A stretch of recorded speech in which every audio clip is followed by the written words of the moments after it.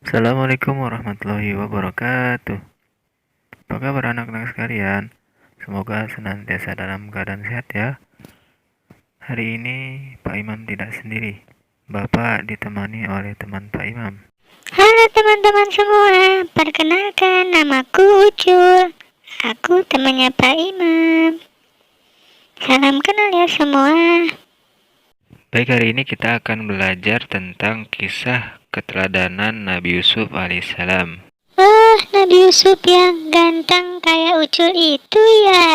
Ya betul, kita hari ini akan belajar tentang kisah keteladanan Nabi Yusuf yang dikenal dengan kegantengannya. Tapi selain ganteng, Nabi Yusuf juga adalah nabi yang bijaksana ya. Baik, seperti biasa, marilah kita awali pembelajaran hari ini dengan membaca basmalah bersama-sama. Bismillahirrahmanirrahim. Oke, apa semuanya sudah siap untuk mendengarkan kisah keteladanan Nabi Yusuf alaihissalam? Ucul sudah siap? Sudah siap Pak Imam?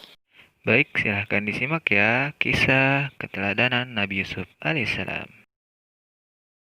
Kita mulai dari masa kecil Nabi Yusuf alaihissalam. Nabi Yusuf alaihissalam adalah putra ketujuh Nabi Yakub alaihissalam. Ibu Nabi Yusuf itu bernama Rahil. Ketika Nabi Yusuf alaihissalam berusia 12 tahun, ibunya wafat. Nabi Yusuf juga mempunyai adik yang bernama Bunyamin atau Benjamin. Nabi Yusuf alaihissalam dikaruniai oleh Allah Subhanahu wa taala wajah yang tampan dan tubuh yang tegap. Semua orang, baik laki-laki maupun perempuan, memuji ketampanan Nabi Yusuf alaihissalam. Pada waktu kecil, Nabi Yusuf alaihissalam merupakan anak yang lebih disayang dan dicintai oleh ayahnya dibandingkan dengan saudara-saudaranya yang lain, terutama setelah ibunya wafat. Perlakuan lebih dari sang ayah terhadap Nabi Yusuf alaihissalam menimbulkan rasa iri dan dengki dari saudara-saudaranya terhadap Nabi Yusuf alaihissalam. Saudara-saudara Nabi Yusuf merasa marah kepada ayahnya, Nabi Yakub. Saudara-saudara Nabi Yusuf akhirnya bersatu dan berencana untuk menyingkirkan Nabi Yusuf alaihissalam. Berarti mereka punya niat jahat ya? Ya, begitulah. Karena saudara-saudara Nabi Yusuf itu merasa iri. Baik, kita lanjut nih. Cerita berikutnya itu, Nabi Yusuf itu bermimpi. Nah, mimpinya itu dikisahkan dalam surat Yusuf ayat 4. Oh, ayat yang itu ya? Boleh Ucul bacain nggak Pak? Boleh, coba deh dibacain Ucul. A'udzu billahi minasyaitonir rajim. Bismillahirrahmanirrahim. إذ قال يوسف لأبيه يا أبت إني رأيت 11 كوكبا والشمس والقمر رأيتهم لي ساجدين. Artinya, ingatlah ketika Yusuf berkata kepada ayahnya, "Wahai ayahku, sungguh aku bermimpi melihat 11 bintang, matahari, dan bulan. Kulihat semuanya sujud kepadaku." Quran Surat Yusuf ayat 4. Masya Allah, Ucul udah hafal ya ayat ini? Alhamdulillah Pak, kan sering Ucul amalin, biar Ucul jadi ganteng. Iya, baiklah. Nah, jadi ceritanya gini. Satu malam Nabi Yusuf bermimpi. Mimpinya itu Nabi Yusuf melihat 11 bintang, matahari, dan bulan. Semuanya sujud kepada Nabi Yusuf. Nah, kemudian Nabi Yusuf berkata kepada ayahnya, "Wahai ayah, coba terangkan arti mimpi itu." Mendengar cerita tersebut, ayahnya merasa yakin bahwa Allah Subhanahu wa taala akan memberikan kedudukan yang tinggi kepada anaknya, yakni Nabi Yusuf. Ayahnya kemudian menjelaskan kepada Nabi Yusuf, "Wahai anakku, mimpimu itu adalah mimpi yang benar. Mimpimu akan menjadi kenyataan di kemudian hari. Itulah kabar gembira dari Allah Subhanahu wa taala kepadamu. Allah Subhanahu wa taala akan mengistimewakanmu dengan kedudukan yang tinggi, meluaskan pengetahuanmu, serta akan melimpahkan nikmatnya kepadamu. Ingatlah anakku, engkau jangan menceritakan mimpimu kepada saudara-saudaramu. Saudara-saudaramu itu iri dan dengki kepadamu. Jika tahu tentang mimpimu, mereka akan semakin dengki kepadamu. Oh, jadi yang tahu mimpi itu cuma Nabi Yusuf dan ayahnya aja ya? Saudara-saudara yang lain nggak tahu. Ya, jadi yang tahu cuma ayah dan Nabi Yusuf aja. Karena kalau saudara-saudaranya tahu, maka mereka akan semakin iri dan semakin benci. Gitu. Kemudian setelah mengetahui mimpi anaknya, ayah Nabi Yusuf alaihissalam semakin perhatian dan menjaga Nabi Yusuf alaihissalam dari kedengkian saudara-saudaranya. Nah, kisah ini dijelaskan dalam surat Yusuf ayat 8, 9, 10. Nah, ayat 8, 9 itu menjelaskan bahwasanya saudara-saudaranya Nabi Yusuf berencana untuk membunuh Nabi Yusuf. Tapi kemudian di ayat selanjutnya, ayat 10, kakak yang paling tua itu mengusulkan, jangan dibunuh Nabi Yusuf, tetapi masukkan saja ke dalam sumur agar dia dipungut oleh sebagian musafir. Nah, usulan kakak tertua itu disepakati tuh, disetujui oleh saudara-saudara yang lain. Mereka lalu meminta izin kepada ayahnya untuk mengajak Nabi Yusuf alaihissalam bermain bersama. Dengan berat hati, ayahnya mengizinkan Nabi Yusuf pergi bersama saudara-saudaranya.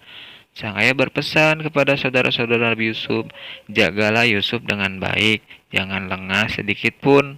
Sungguh Allah Maha mengetahui apa yang kalian kerjakan. Oh, jadi saudara-saudaranya Nabi Yusuf ini punya niat jahat ya? Iya betul. Nah, kita lanjut. Setelah mendapat izin dari sang ayah, mereka pun berangkat mengajak Nabi Yusuf untuk bermain. Setelah sampai di tempat tujuan, mereka melepas baju Nabi Yusuf alaihissalam. Mereka kemudian memasukkan Nabi Yusuf ke dalam sumur. Untuk mengelabuhi sang ayah, mereka menyembelih seekor kambing dan melumurkan darahnya pada baju Nabi Yusuf. Saudara-saudara Nabi Yusuf kemudian pulang dan menemui sang ayah sambil menangis.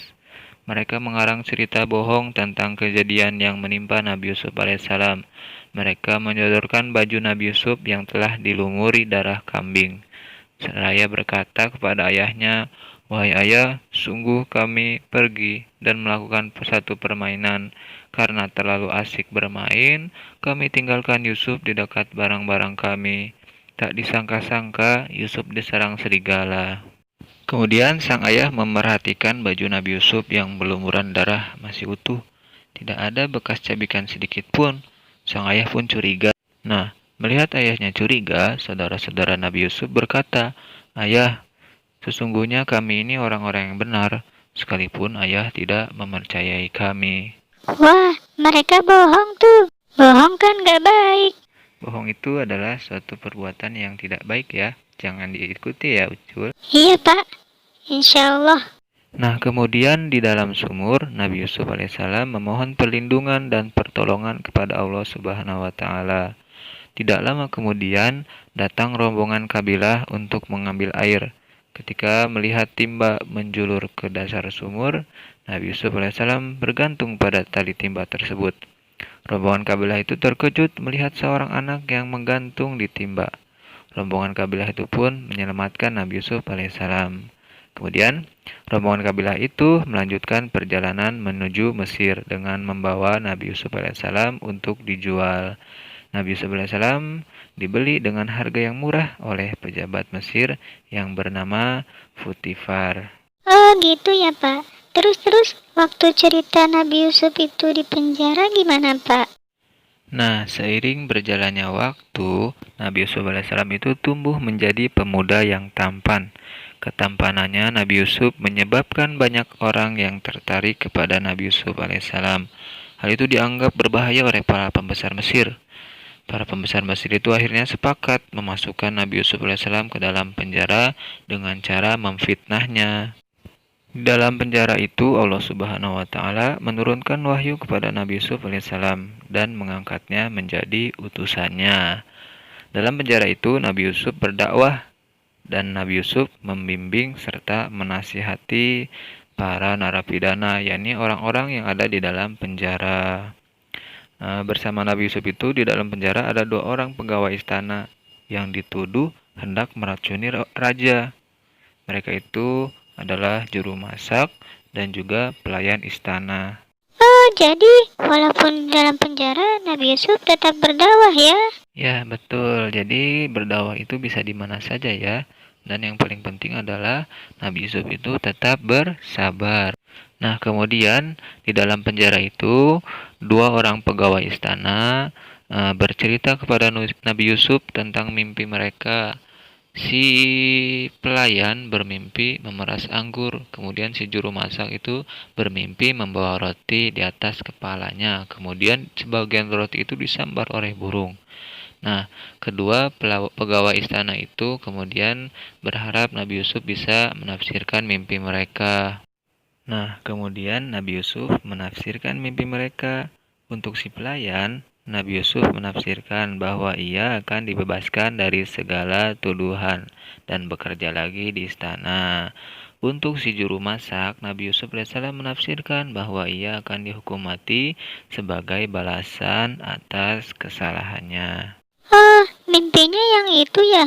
Bukan yang 7 ekor sapi dimakan oleh 7 ekor sapi ya? Ya, sabar dulu dong.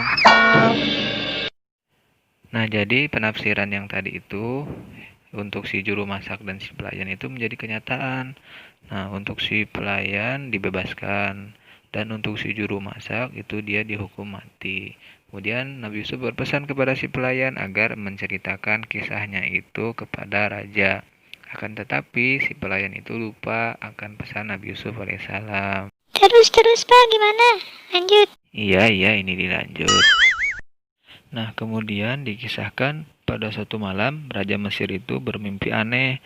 Dalam mimpinya itu Raja melihat 7 ekor sapi betina yang gemuk dimakan oleh 7 ekor sapi betina yang kurus. Raja juga melihat 7 tangkai gandum yang hijau dan 7 tangkai gandum yang kering. Raja meminta para penasihatnya untuk menafsirkan mimpinya itu, akan tetapi di antara mereka tidak ada yang mampu menafsirkan mimpinya. Terus Pak. Nah, terus pelayan istana mendengar berita tentang mimpi raja dan tidak ada penasihat istana yang mampu menafsirkannya. Pelayan istana itu pergi ke penjara menemui Nabi Yusuf alaihissalam untuk menceritakan mimpi raja. Terhadap mimpi raja itu, Nabi Yusuf alaihissalam menafsirkan bahwa dunia akan mengalami masa 7 tahun dalam kemakmuran. Akan tetapi setelah itu akan datang masa 7 tahun dalam kekeringan. Oleh karena itu, raja hendaklah bersikap bijaksana saat masa 7 tahun yang penuh kemakmuran itu. Tujuannya agar saat datang masa kekeringan atau paceklik, seluruh negara dapat terhindar dari segala musibah yang diakibatkannya.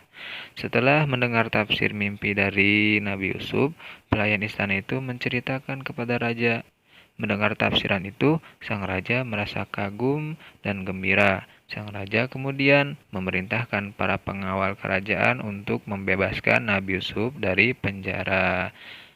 Setelah bebas, kemudian Nabi Yusuf alaihissalam diangkat oleh raja menjadi bendahara kerajaan. Oh, terus. Habis itu kan Nabi Yusuf ketemu dengan keluarganya ya? Nah, ya betul. Jadi kisahnya gini, di bawah pengaruh dan kuasa Nabi Yusuf alaihissalam sebagai bendahara kerajaan, Mesir berbenah untuk menghadapi masa kemakmuran dan masa kekeringan yang akan melanda Mesir. Nabi Yusuf alaihissalam berjuang keras menyiapkan rakyat Mesir untuk menghadapi masa kekeringan yang panjang. Ketika musim kering tiba, banyak rakyat Mesir yang merasakan dampak dari kekeringan itu. Di antara mereka, banyak yang datang ke istana raja, meminta bantuan untuk memenuhi kebutuhan sehari-hari. Di antara rakyat Mesir itu ada saudara Nabi Yusuf alaihissalam yang datang meminta bantuan untuk kebutuhan sehari-hari. Ketika itulah Nabi Yusuf alaihissalam bertemu dengan saudara dan ayahnya. Saudara Nabi Yusuf akhirnya bertobat. Mereka meminta maaf kepada Nabi Yusuf dan memohon ampun kepada Allah Subhanahu wa Ta'ala. Nah, Nabi Yusuf memaafkan saudara-saudaranya itu atas kesalahan yang telah mereka perbuat.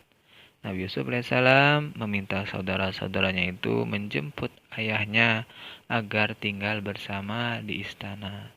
Nabi Yusuf alaihissalam akhirnya tinggal bersama saudara dan ayahnya di istana. Nah, seperti itulah kisah keteladanan Nabi Yusuf alaihissalam. Luar biasa sekali ya Pak. Nabi Yusuf itu udah dijahatin sama saudara-saudaranya, tapi tetap bisa memaafkan. Kemudian Nabi Yusuf juga sabar banget ya, udah difitnah, terus dipenjara. Luar biasa sekali. Ya, kisah ini memang sangat luar biasa ya. Nah, kita juga harus bisa meneladani sikap dan perilaku Nabi Yusuf juga. Apa yang kita teladani? Yang pertama, melatih diri untuk bersabar.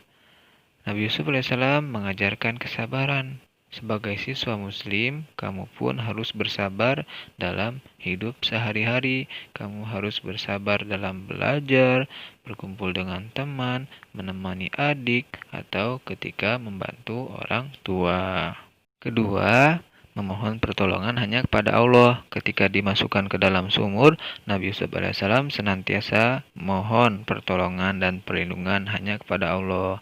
Sebagai siswa muslim, kamu hendaknya juga selalu berdoa kepada Allah agar diberi kesabaran, kemudahan dalam belajar, keselamatan, serta menjadi anak yang soleh dan solehah. Memohon kepada Allah dilakukan dengan berdoa dan melaksanakan sholat 5 waktu tepat waktu. Kemudian yang ketiga, melatih diri untuk jujur. Nabi Yusuf alaihissalam jujur ketika menafsirkan mimpi. Nabi Yusuf alaihissalam mengatakan kebenaran yang diketahui dan tidak ditutup-tutupi. Sebagai anak muslim, kamu juga harus berlaku dan berkata jujur. Kamu harus berani mengatakan bahwa yang benar itu benar dan yang salah itu salah. Kemudian yang keempat, rajin belajar agar menjadi pandai dan bijaksana. Allah Subhanahu wa Ta'ala telah memberikan ilmu pengetahuan dan kepandaian kepada Nabi Yusuf alaihissalam sehingga menjadi nabi yang pandai dan bijaksana. Sebagai anak muslim, kamu harus rajin belajar agar menjadi anak yang pintar. Anak yang pintar jika hendak melakukan sesuatu pasti dipikirkan akibatnya. Hal itu dapat melatih perilaku yang bijaksana. Kemudian yang kelima, memaafkan kesalahan orang lain. Nabi Yusuf alaihissalam telah memaafkan kesalahan saudara-saudaranya yang telah berbuat jahat kepadanya. Sebagai siswa muslim, kamu harus menjadi anak yang pemaaf, seperti memaafkan kesalahan adik, teman, atau orang lain. Kamu tidak boleh menyimpan dendam kepada orang lain, karena dendam merupakan bisikan setan. Hindarilah sikap dendam. Nah, itulah sikap-sikap atau perilaku yang harus kita teladani dari kisah Nabi Yusuf alaihissalam. Kemudian setelah ini, silahkan kita mengerjakan tugas latihan ya. Ada tugas juga ya Pak? Iya dong. Nah, tugasnya itu ada di buku PAI halaman 78. Ayo berlatih. Nomor 1 aja ya, yang A dan B. Yang A itu 5 sikap teladan Nabi Yusuf. Apa aja tuh? Kemudian yang B, 3 contoh sikap teladan Nabi Yusuf dalam kehidupan sehari-hari. Dalam kehidupan sehari-hari itu seperti apa contohnya yang telah diajarkan oleh Nabi Yusuf? Kalian beri contohnya ya. Nah, sekian pembelajaran pada hari ini. Kita tutup ya dengan membaca hamdalah bersama-sama. Alhamdulillahirrabbilalamin. Sekian apa yang bisa Bapak sampaikan. Mohon maaf ya, banyak salahnya. Dan terima kasih juga buat Ucul yang udah nemenin Bapak. Dan juga udah baca Quran. Sama-sama Pak. Baik, kita tutup. Assalamualaikum warahmatullahi wabarakatuh. See you again. Goodbye.